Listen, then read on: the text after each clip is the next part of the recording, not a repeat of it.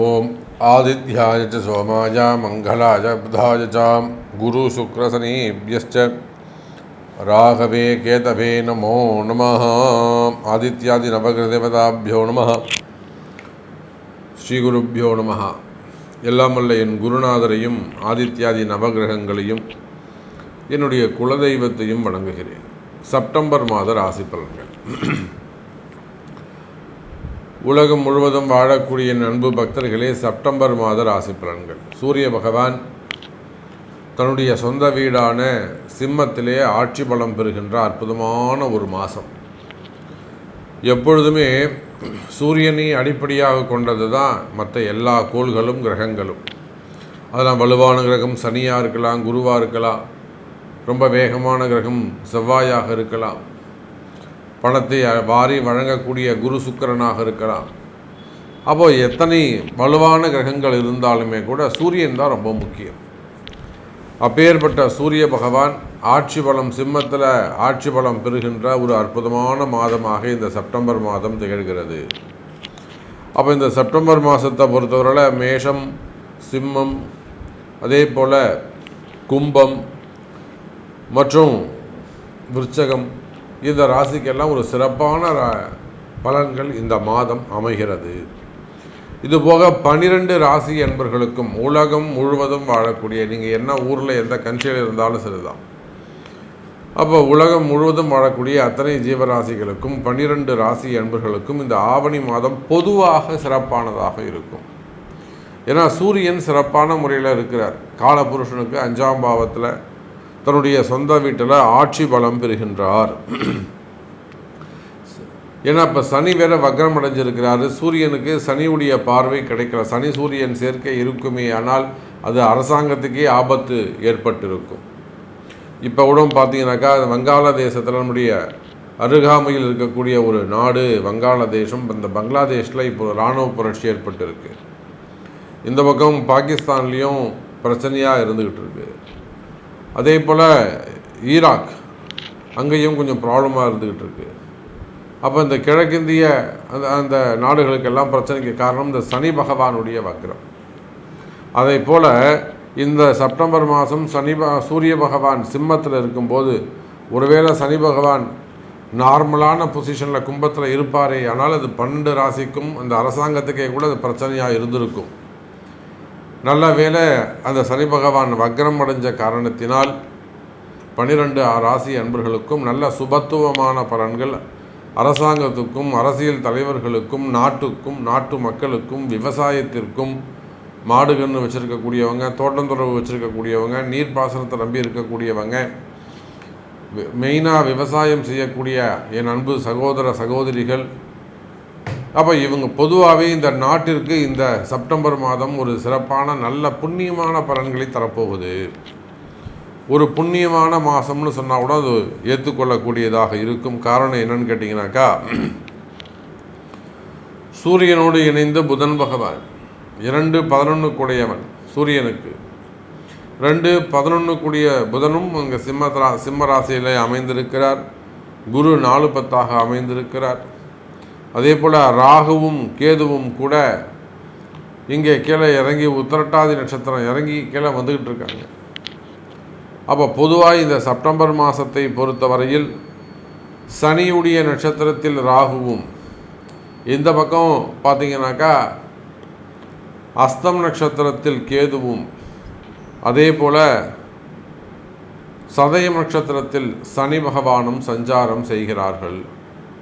அப்போ இந்த செப்டம்பர் மாதத்தை பொறுத்தவரையில் அரசாங்கம், அரசியல் தலைவர்கள், சினிமா துறையை சார்ந்தவர்கள், மடாதிபதிகள், ஆன்மீக பெரியோர்கள், ஆன்மீகத்தில் ஈடுபட்டிருக்கக்கூடியவர்கள், தலைமை பொறுப்பேற்று நடத்தக்கூடியவர்கள், எஜமானர்கள், இவங்க எல்லாருக்குமே இந்த செப்டம்பர் மாதம் ஒரு சிறப்பான மாதமாக, ஒரு வளர்ச்சியான மாதமாக அமைகிறது. அதே போல் வேலை வாய்ப்புகளுக்கும் சிறப்பாக இந்த மாதம் அமைய போகுது. நல்ல பொசிஷன், நல்ல ஒரு ரேங்க்கு அல்லது ஒரு டெவலப்மெண்ட் எதிர்பார்க்குறீங்க, ஒரு இம்ப்ரூவ்மெண்ட் எதிர்பார்க்குறீங்கன்னா அந்த வளர்ச்சி உங்களுக்கு கொடுக்க காத்திருக்கிறார் சூரியனும் குருவும். ஸோ செப்டம்பர் மாதம் உங்கள் ராசிக்கு எப்படி இருக்குது, உங்களுக்கு என்ன சொல்லுது? பொதுவாக செப்டம்பர் மாதம் சிறப்பாக இருக்குது. உங்கள் தலையெழுத்து, உங்களுடைய பிறப்பு ஜாதகம் அதுக்கு ஒத்துப்போதா? இந்த வளர்ச்சியை அது ஏற்றுக்குமா? உங்களுக்கு நல்லது நடக்குமா? அப்படிங்கிறத உங்கள் பிறப்பு ஜாதகம் தான் பேசும். வாருங்கள் உங்கள் ராசிக்கு என்ன சொல்லுதுன்னு பார்க்கலாம். அன்பார்ந்த கன்னி ராசி அன்பர்களே, இந்த செப்டம்பர் மாதம் அமோகமான மாதமாக உங்களுக்கு அமைகிறது. பிரம்மாண்டமான வளர்ச்சி, பிரம்மாண்டமான வருமானம், அற்புதமான யோகங்கள் நிறைந்த மாதமாக அமைகிறது கன்னிராசி நேயர்களே. ஏன்னா கன்னிராசி நேயர்களை பற்றி நம்ம சொல்லணும்னா நிறைய பதிவுகளில் நம்ம சொல்லியிருக்கிறோம். அதீத முயற்சி எடுத்தவங்க, நிறைய தோற்றவர்கள், கண்ணா முன்னான்னு தோற்றவங்க, ஜெயிக்கணும் ஜெயிக்கணும் ஜெயிக்கணும்னு நினச்சி ஓடக்கூடியவர்கள்.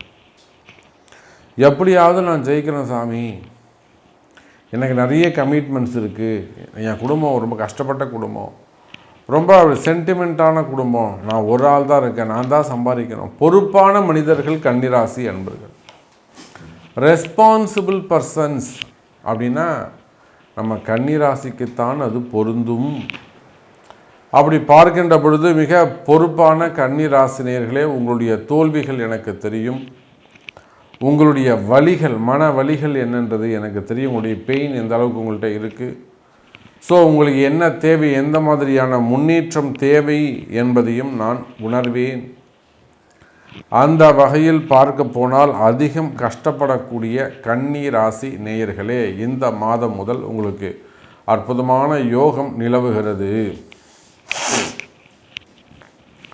நல்ல யோகமான மாதமாக அமைகிறது. 12ல் இருக்கக்கூடிய சூரியன் 12ல் மறைவுன்னு யாராவது சொன்னாக்கா நீங்கள் அவங்கள மறந்துடணும். அற்புதமான யோகம். எப்பொழுதுமே உங்களுடைய ராசிநாதன் புதன் பகவான் சூரியனோடையே சஞ்சாரம் செய்வ, கூடயே ட்ராவல் பண்ணக்கூடிய தெய்வம். சூரியன் கூட சாயா சுவர்ச்சலாமல் அவங்க பொண்டாட்டி கூட சுத்தாது. ஆனால் இந்த புதன் இருக்காரே ஃப்ரெண்டு, எனக்கு ஃப்ரெண்டு எனக்கு ஃப்ரெண்டு எனக்கு ஃப்ரெண்டுன்னு இவங்க கூடயே சுற்றின்னு இருப்பான். இதே மாதிரி தான் இந்த கன்னிராசி என்பவர்கள் எங்கே போனாலும் தனியாக போக மாட்டாங்க, கூட எவனாவது ஒருத்தனை கூப்பிட்டு போவாங்க. நீ வரியா மேக்சிமம் பொண்டாட்டி கூப்பிட்டு போவாங்க. பொண்டாட்டி இல்லாத ஆளுங்க யாராவது ஒருத்தனை கூட கூப்பிட்டு போவாங்க.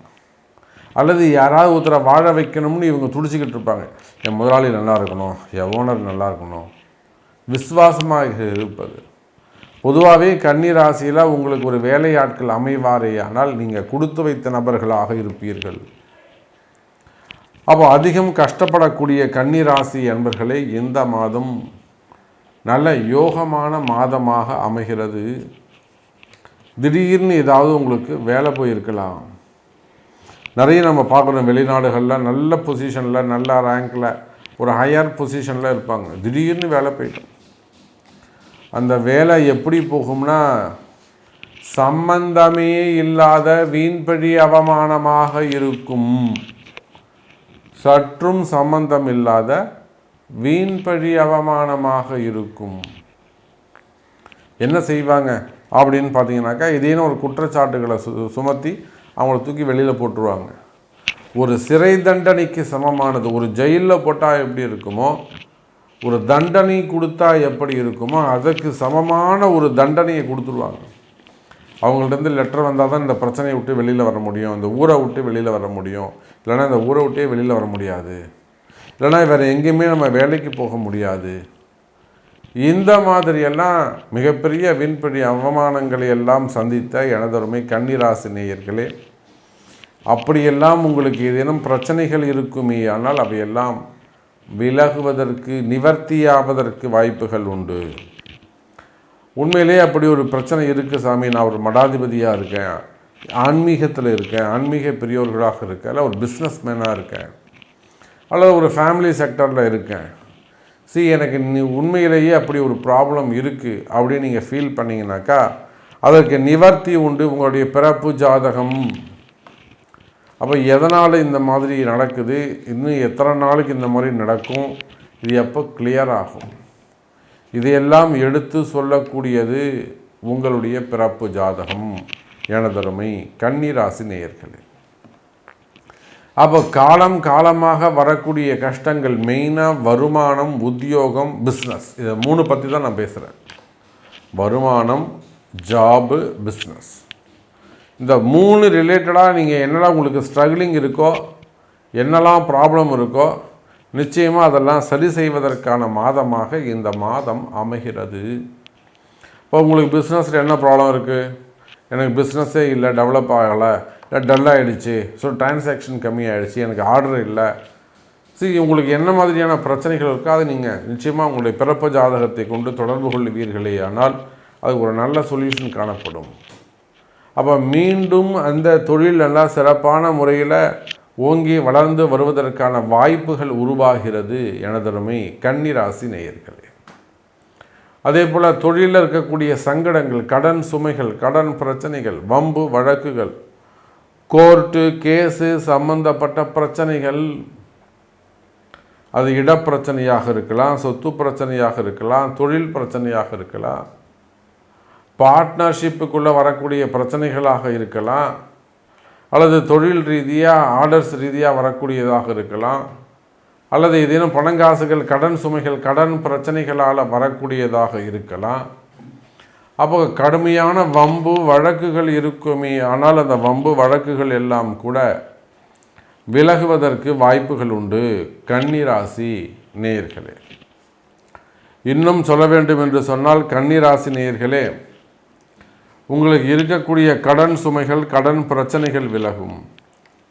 அதே போல் பணங்காசு கொடுத்து எங்கேயாவது ஏமாந்திருப்பீர்களே, ஆனால் ஏமாந்த பணங்காசுகளை மீண்டும் பெறுவதற்கு வாய்ப்புகள் உண்டு. நான் இவ்வளோ பணம் கொடுத்துட்ட சாமி, எனக்கு 50 லட்ச ரூபா வரணும், எனக்கு ஒரு 80 லட்ச ரூபா வரணும், எனக்கு 30 லட்ச ரூபா வரணும், நான் ஒரு 18 லட்ச ரூபா கொடுத்துட்டேன் சாமி, கொடுக்க மாட்டேங்கிறான். நான் கொடுக்கலன்னு சொல்லவே, கொடுக்குறேன், கண்டிப்பாக வாங்கிக்குவேன், நான் ஏமாற்றவே மாட்டேன். அப்படியே வாயால் தர்க்கமாக பேசுவான், தர்மமாக பேசுவான், ஆனால் ஏமாற்றுவான், கொடுக்கணுன்ற எண்ணம் இருக்காது.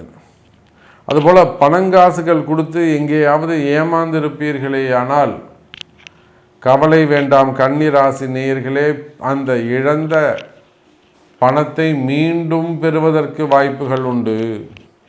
அது சட்ட ரீதியாகவே வாங்கலாம், நேரடியாகவே சட்ட ரீதியாகவே வாங்கலாம், அதுக்கெல்லாம் வாய்ப்புகள் உண்டு. அப்போ இழந்த பணத்தை அதை லீகலாக வாங்குவதற்கே வாய்ப்புகள் உண்டு. அதே போல் கன்னிராசி அன்பர்களே, கடன் சுமைகள், கடன் பிரச்சனைகள் குறையும்.